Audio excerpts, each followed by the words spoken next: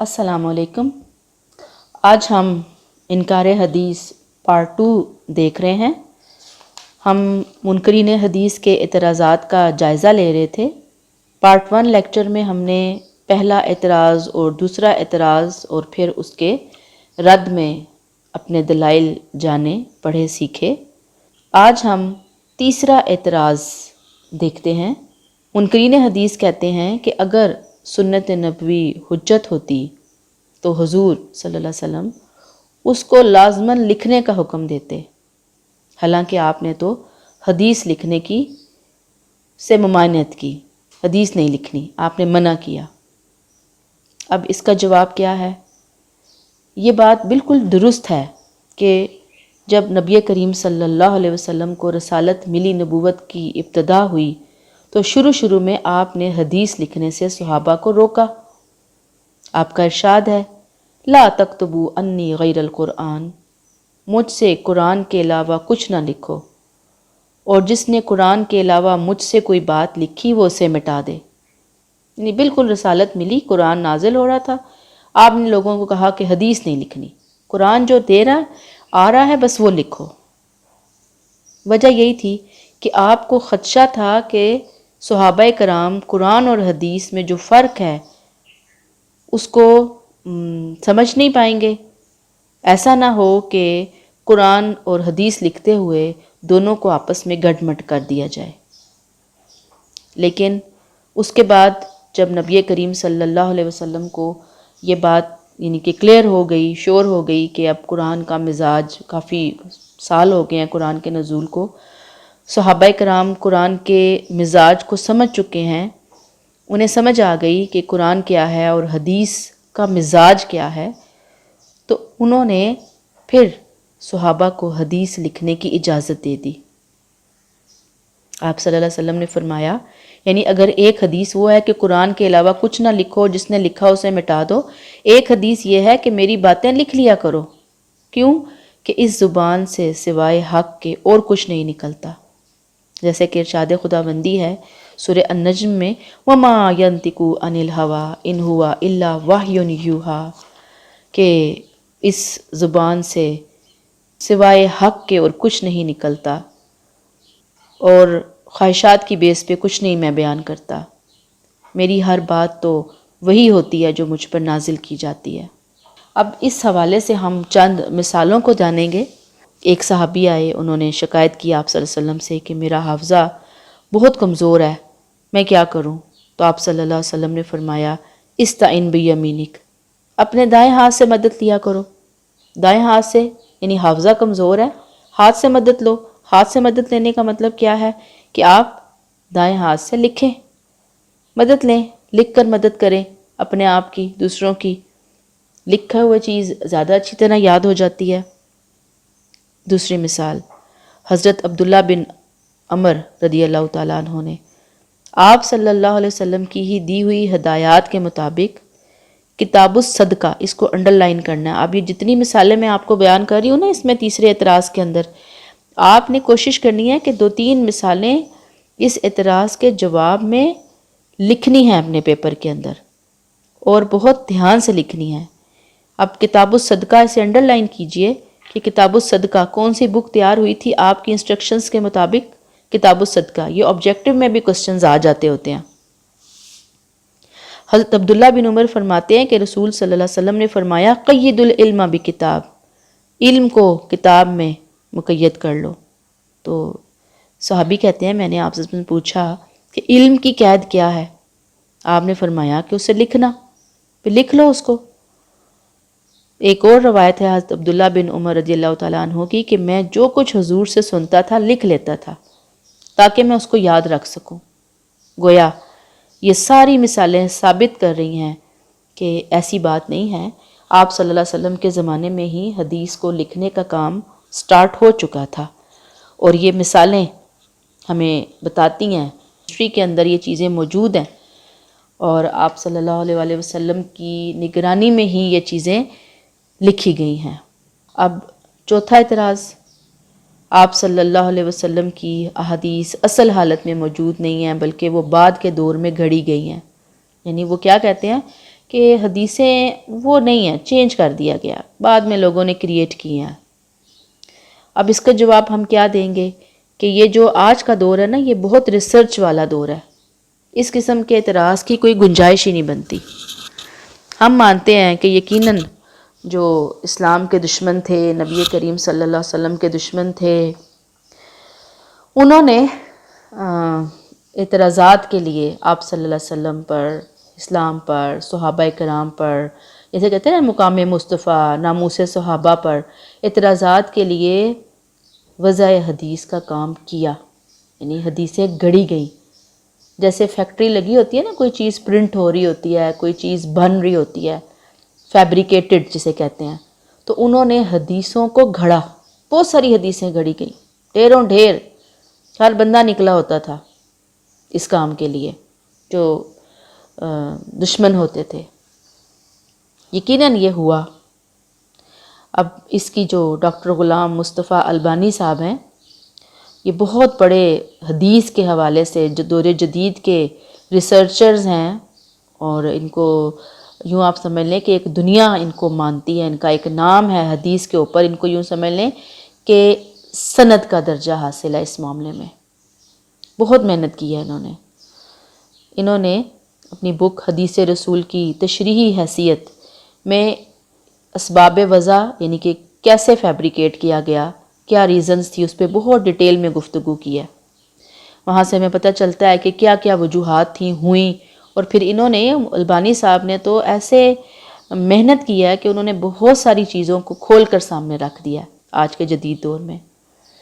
ایسے ہی ابن حجر عسقلانی صاحب ہیں، ان کی بک ہے شرح نخبۃ الفکر، اس میں انہوں نے روشنی ڈالی کہ کیا ہوا، کیسے ہوا، کب ہوا۔ تو جو لوگ بہت شوقین مزاج ہوں وہ ان کتابوں کو دیکھ سکتے ہیں، لیکن بہرحال ہم تو جنرل بات کر رہے ہیں، ہم ان بکس کی ڈیٹیل میں نہیں جائیں گے، ہم نے تو اپنے پوائنٹ کو جاننا ہے۔ ہم یہ دیکھ رہے ہیں کہ ائمہ محدثین جو ہیں، انہوں نے کھرا اور کھوٹا الگ کرنے کے لیے ایک فن ایجاد کیا، اس کو کہتے ہیں اسماء الرجال۔ حدیث کی حیثیت کو پرکھنے کے لیے درایت، جرح، تعدیل پر مکمل کام کیا، یعنی کہ حدیث کی جو رولز ریگولیشنز ہیں، کیسے اٹھائیں گے، کیوں نہیں اٹھائیں گے، جو راوی ہیں ان کے حالات کیا ہیں، کیسے ہیں، کیوں ہیں، کب ہیں، اتنی چیزیں کمپائل کی گئیں کہ ہماری سوچ وہاں پر جا کر ختم ہو جاتی ہے، فیل ہو جاتی ہے کہ اتنا زیادہ کام ہوا ہے۔ اسماء الرجال کا فن، ایک ایک راوی کی حیثیت کو بیان کیا گیا، ہر راوی کو لایا گیا کہ جس نے موضوع جھوٹی حدیثیں لکھیں، کون سے راوی تھے جنہوں نے صحیح حدیثوں کو اکٹھا کیا، یعنی ہر چیز کو انہوں نے چھانٹ کر الگ کر دیا۔ اتنی محنت ہوئی اس دور میں جب کہ ذرائع وسائل، ٹرانسپورٹیشن، الیکٹرانک، پرنٹ میڈیا، لکھنے کے وسائل، لوگوں کے وسائل اتنے زیادہ نہیں تھے۔ یہ اس دور کا سارا کام ہوا ہے۔ اس میں اسپرنگر جو ہیں، نان مسلم ہیں، انہوں نے اس کی بہت بڑی گواہی دی ہے کہ مسلمانوں نے نہ صرف احادیث رسول کو محفوظ کیا ہے، بلکہ ان 5 لاکھ افراد کے حالات کو بھی محفوظ کر لیا جن کے ذریعے یہ روایات یعنی حدیثیں ہم تک پہنچی ہیں۔ 5 لاکھ افراد کے حالات ہیں، اس میں سب لکھ دیا گیا ہے کہ کون صحیح تھا راوی، کون اس میں سے جھوٹا تھا، کس نے غلط چیزیں اکٹھی کی، یعنی ایچ اینڈ ایوری تھنگ۔ جب انہوں نے حدیثوں کے ذخیرے کو کھنگالا، ہر چیز وہاں پہ انہوں نے لکھ دی۔ لہٰذا یہ اعتراض کہ احادیث اصل حالت میں موجود نہیں ہے اور من گھڑت ہے، یہ سراسر حقیقت کے خلاف ہے۔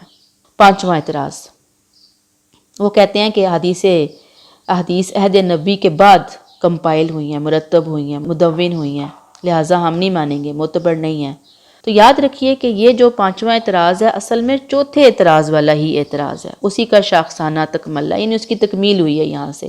مفہوم یہی ہے کہ آپ صلی اللہ علیہ وآلہ وسلم کے اقوال جو ہیں وہ جنریشن ٹو جنریشن، سینہ بسینہ، زبانی کلامی چلتے رہے ہیں، تحریری شکل میں تھے ہی نہیں، لہٰذا ویلڈ نہیں ہیں۔ تو اب اس کا جواب کیا ہے کہ کتابت حدیث کے بارے میں اعتراض کی کچھ حقیقت نہیں ہے، کیونکہ دلائل سے یہ ثابت ہو چکا ہے کہ تدوین کا کام تو بعد میں ہوا، مگر کتابت جو ہے وہ عہد نبوی میں ہو چکی تھی۔ احادیث کے بہت سے مجموعے کا ذکر ہمیں تاریخ کی کتابوں میں ملتا ہے، یعنی کہ کمپائلیشن ہوئی ہے، لیکن یعنی کہ ان کو اکٹھا کیا مجموعوں کو، بعد میں ہوا، لیکن لکھنے کا کام ہو چکا تھا۔ مثلاً اب اس کے لیے ہم تاریخ سے دلائل دیں گے نا۔ مثلاً اب یہ بڑی امپورٹنٹ باتیں ہیں، یہ آپ نے ایسے ہی لکھنی ہے، اس کو رٹا لگانے کی ضرورت ہے۔ نمبر 1، حضرت عبداللہ بن عمر بن العاص ہیں، انہوں نے الصحیفۃ الصادقہ، جسے پیچھے ہم پڑھ کر آئے ہیں نا کتاب الصدقہ، یہ الصحیفۃ الصادقہ وہی چیز ہے اصل میں، مرتب کیا۔ نمبر 2، آپ صلی اللہ علیہ وسلم نے ابو شاہ یمنی ایک شخص تھے، فتح مکہ کے موقع پر آپ نے خطبہ دیا، انہوں نے آپ سے ریکویسٹ کی کہ مجھے یہ ریٹن چاہیے، تو آپ نے ان کو لکھوا کر دیا، اور یہ موجود ہے ابھی بھی حدیث کی کتابوں میں۔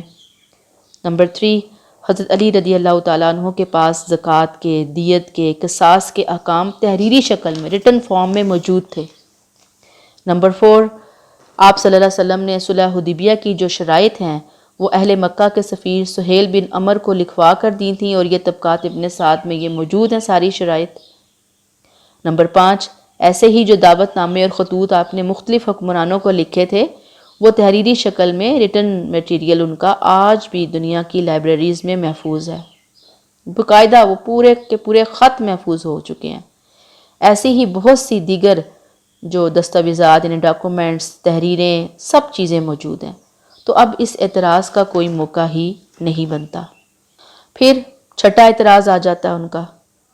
ایک اعتراض یہ ہے کہ احادیث میں بہت باہمی اختلاف ہے، تعارض ہے، کنٹرڈکشن ہے، بھائی حدیثوں میں ہی کنٹرڈکشن ہے، ایک حدیث کچھ کہتی ہے، دوسری حدیث کچھ کہتی ہے۔ پھر نفس مضمون کے اعتبار سے بھی، یعنی جو اس کے اندر حدیثوں کے اندر جو مٹیریل آیا ہے اس کے اپنے اندر بہت کنٹرڈکشن ہے۔ اب جواب اس کا کہ یہ کیسے ممکن ہے کہ دین کے اصول بیان ہوئے ہوں اور حدیثوں میں کنٹرڈکشن ہو؟ اصل میں یہ الزام ہے، اگر کچھ فروعات میں، یعنی کہ کچھ جو برانچز ہوتی ہیں نا دین کی برانچز، اگر وہاں ہمیں کوئی چیز ایسی نظر آتی ہے تو علماء جو کرام ہیں انہوں نے اس کے اندر تطبیق کر دی، یعنی انہوں نے ہینڈل کر لیا، ایڈجسٹ کر دیا کہ یہ فلاں وجہ ہے، فلاں وجہ ہے، فلاں وجہ ہے۔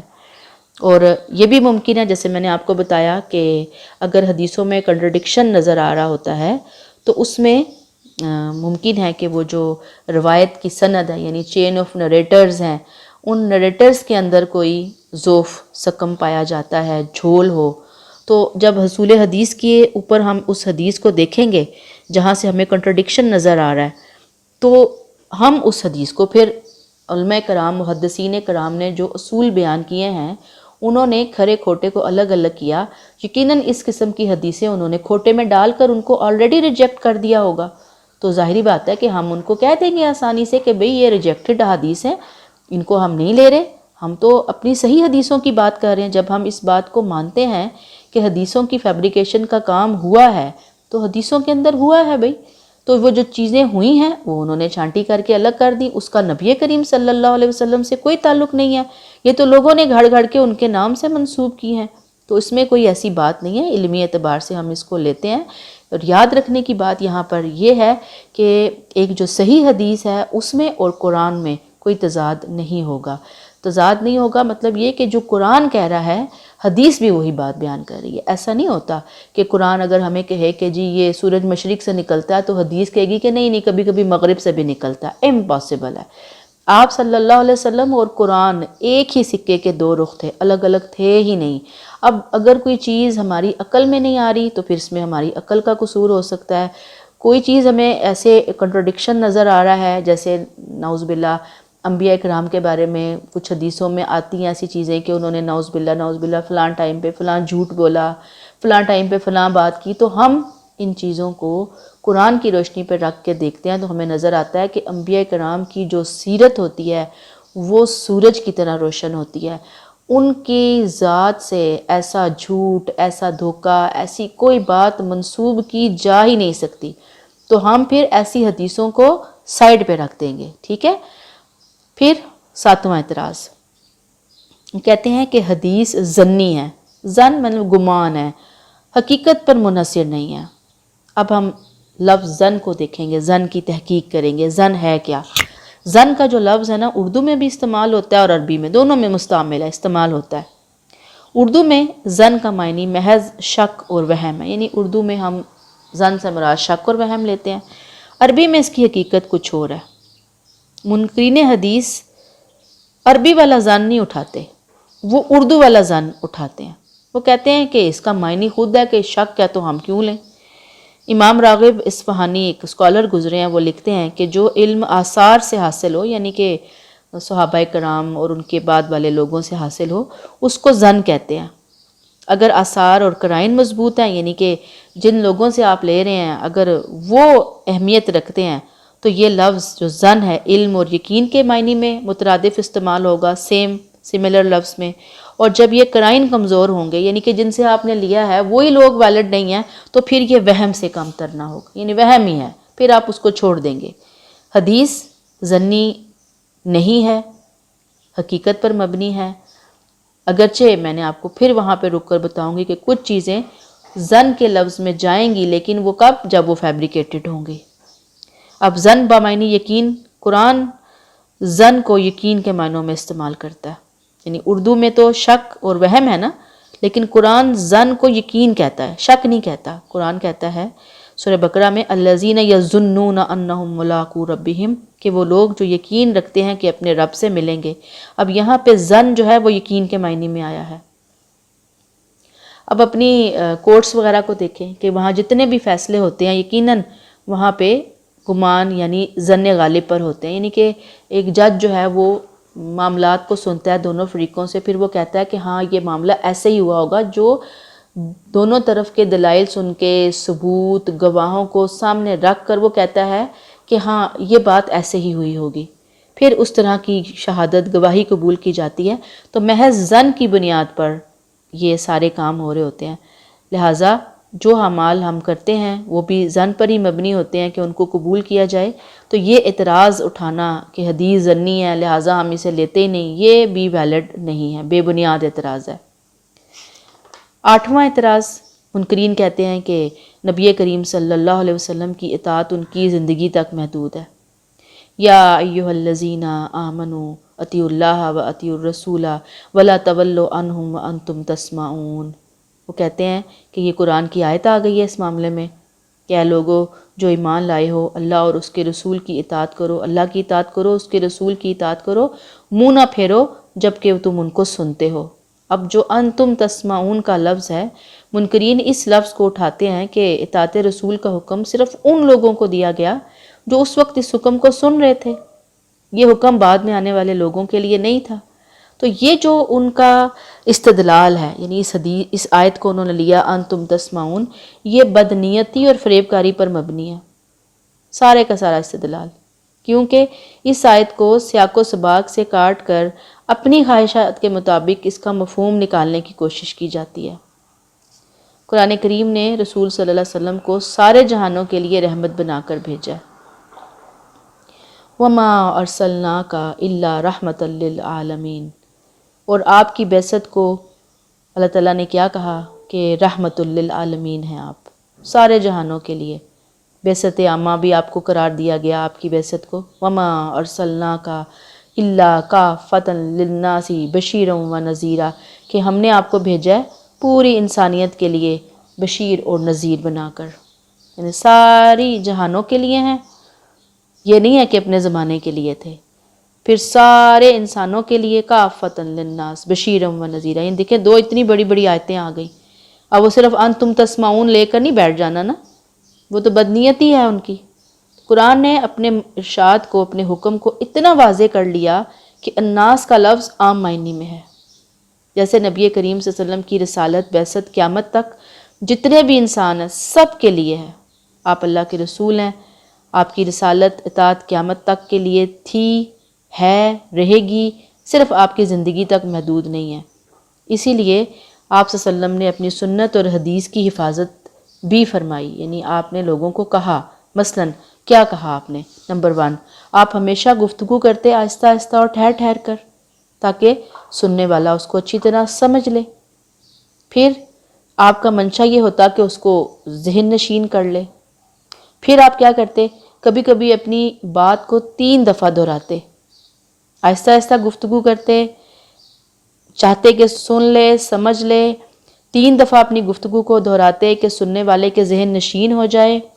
آپ صلی اللہ علیہ وسلم نے حدیث کی روایت کے متعلق فرمایا، اللہ اس شخص کو سرسبز اور شاداب رکھے جس نے میری بات کو سنا پس اسے یاد کر لیا تاکہ اسے ان لوگوں تک پہنچائے جنہوں نے اسے نہیں سنا۔ یعنی ایک طرح سے دعا دیا آپ صلی اللہ علیہ وسلم نے کہ اے اللہ اس کو سرسبز اور شاداب رکھنا۔ ایسے ہی حجۃ الوداع کے خطبے میں آپ صلی اللہ علیہ وسلم نے فرمایا، فَلْيُبَلِّغُ الشَّاهِدُ الْغَائِبَ، کہ جو حاضر ہے وہ میری باتیں ان لوگوں تک پہنچا دے جو موجود نہیں ہیں۔ ایک اور موقع پر صحابہ کو خطاب کرتے ہوئے آپ صلی اللہ علیہ وسلم نے فرمایا کہ تم میری باتیں سنتے ہو، یہ باتیں تم سے سنی جائیں گی، اور جو تم سے سنے گا پھر اس سے سنی جائیں گی۔ تو ایسے ہی نبی کریم صلی اللہ علیہ وسلم نے اس شخص کو جہنم کی دھمکی دی جو آپ صلی اللہ علیہ وسلم کی طرف غلط باتیں منسوب کرنے کا مرتکب ہو۔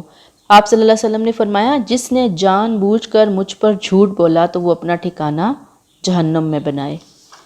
تو گویا یہ جو اعتراض ہے کہ آپ کی اطاعت اپنی زندگی میں ہی تھی، بات کے لیے نہیں تھے، جیسے لوگوں نے بھی یہ بات اٹھائی ہے کہ آپ صلی اللہ علیہ وسلم نعوذ باللہ عربوں کے لیے رسول تھے، بعد والوں کے لیے کوئی نہیں۔ تو یہ ہمیں بتا دیا کہ پوری انسانیت کے لیے تھے۔ آپ نے خود اس چیز کا اہتمام فرمایا۔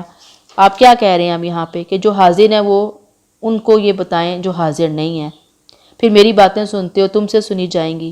پھر آپ نے کہا کہ غلط باتیں نہ مجھ سے منسوب کرنا، جس نے جان بوجھ کر مجھ پہ جھوٹ باندھا وہ اپنا ٹھکانہ جہنم میں بنا لیں۔ کتنی بڑی بات ہے جو آپ صلی اللہ علیہ وسلم نے بیان کر دی۔ اگر یہ باتیں آپ کے مخاطبین کے لیے ہوتی، سامنے کے لوگوں کے لیے ہوتی، تو پھر آپ صلی اللہ علیہ وسلم کی ایسی باتیں ہمیں ہسٹری کے اندر نہ ملتی۔ ہمارے ٹاپک کا 9واں اور آخری اعتراض یہ اعتراض کیا ہے کہ حضور صلی اللہ علیہ وسلم کی حیثیت ایک پیغام رساں اور پوسٹ مین کی سی ہے، نعوذ باللہ۔ یعنی بس آپ آئے، آپ نے اللہ کا پیغام دیا اور بس آپ کی ذمہ داری ختم ہو گئی، اس سے بڑھ کر آپ کی کوئی ذمہ داری نہیں تھی۔ اور وہ استدلال کے لیے دیگر آیات کے علاوہ یہ آیت بھی لے کر آتے ہیں، یعنی اپنی دلیل لے کر آتے ہیں قرآن سے۔ وَمَا عَلَى الرَّسُولِ إِلَّا الْبَلَاغُ الْمُبِينُ، یعنی قرآن مجید کو لوگوں تک پہنچانا ہی آپ کی ذمہ داری ہے، اور اس کے علاوہ اے نبی صلی اللہ علیہ وسلم آپ کی کوئی ذمہ داری نہیں۔ گویا نعوذ باللہ وہ کیا کہتے ہیں کہ آپ کی ذمہ داری قرآن لوگوں تک پہنچانا تھی، آپ نے وہ ذمہ داری پہنچائی، ادا کی، بس اب آپ کی ذات اور آپ کے اقوال کسی طور پر بھی کسی کے لیے قابل حجت نہیں ہے۔ تو یہ کیا ہے؟ محض مغالطہ ہے، کج بیسی ہے، یعنی غلط فہمی ہے نا، مس انڈرسٹینڈنگ ہے، ایک بغیر وجہ کے بحث ہے۔ کیونکہ عام سمجھ کی بات یہ ہے کہ اگر آپ کی بعثت کا مقصد صرف قرآن پہنچانا تھا نا، تو اللہ تعالیٰ فرشتوں سے یہ کام آسانی سے لے سکتے تھے کہ لکھا لکھایا قرآن، جیسے ہی کوئی بچہ تھوڑا سا بڑا ہوتا، قرآن سمجھنے کی پڑھنے کی ایج میں آتا، تو کوئی فرشتہ آتا، لکھا لکھایا قرآن آ کر ہر بندے کو دے دیتا۔ اللہ کے فرشتے تھوڑے ہیں، بھیج دیتا فرشتوں کے ذریعے قرآن۔ لیکن ایسا نہیں ہوا، فرشتے کو نہیں بھیجا گیا، آپ صلی اللہ علیہ وسلم کو، انسان کو بھیجا گیا۔ اللہ تعالیٰ نے آپ صلی اللہ علیہ وسلم کو جہاں دوسرے بڑے بڑے مناصب عطا کیے، یعنی بڑے بڑے منصب دیے، شارح اور مفسر بھی بنایا اللہ تعالیٰ نے آپ کو قرآن حکیم کا۔ یعنی اللہ تعالیٰ نے آپ صلی اللہ علیہ وسلم کو جہاں اور بہت سی ذمہ داریاں دیں، یعنی قاضی بنایا آپ کو، جج بنایا آپ کو، وہیں اللہ تعالیٰ نے آپ کو قرآن حکیم کا شارح اور مفسر بھی بنایا۔ قرآن نظریہ ہے، تھیوری ہے، اور اس کا پریکٹیکل عملی شکل نبی کریم صلی اللہ علیہ وسلم ہے۔ لہٰذا آپ نے اپنے قول اور عمل سے قرآن کریم کے مجمل جو الفاظ تھے، یعنی اجمال میں بیان ہوئے تھے، شارٹلی اللہ نے بیان کیے تھے، ان کی تشریح آپ صلی اللہ علیہ وسلم نے عملی طور پر کر کے دکھائی۔ جیسے آج بھی آپ دیکھتے ہیں نا کہ اسٹوڈنٹس وغیرہ کو جب سکھانا ہوتا ہے تو ان کے کچھ نمبر پریکٹیکل کے ہوتے ہیں اور کچھ نمبر تھیوری کے ہوتے ہیں، اور دونوں میں پاس ہونا ضروری ہوتا ہے، اور پریکٹیکل کر کے دکھایا جاتا ہے، سمجھایا جاتا ہے تاکہ اسٹوڈنٹس کو جو تھیوری پڑھی ہے وہ ازبر ہو جائے اس پریکٹیکل کے ذریعے۔ تو یہاں تو پورے کا پورا دین ہی نبی کریم صلی اللہ علیہ وسلم نے پریکٹیکل کر کے بتایا۔ تو جیسے اسی لیے نا آپ صلی اللہ علیہ وسلم کے حوالے سے کچھ صحابہ نے آ کر حضرت عائشہ سے پوچھا کہ آپ کے اخلاق کے بارے میں بتائیں. حضرت عائشہ نے فرمایا کہ کیا آپ قرآن نہیں پڑھتے؟ آپ صلی اللہ علیہ وسلم کا اخلاق تو چلتا پھرتا قرآن تھا، تو آپ نے عمل کر کے بتایا. حجیت حدیث میں یہ ساری ڈیٹیل ہم پڑھ چکے ہیں. تو یہ ہمارا موضوع ختم ہوتا ہے انکار حدیث کے حوالے سے. اللہ تعالی ہمیں درست راہ پر عمل کرنے کی توفیق عطا فرمائے اور صحیح سمجھ عطا فرمائے.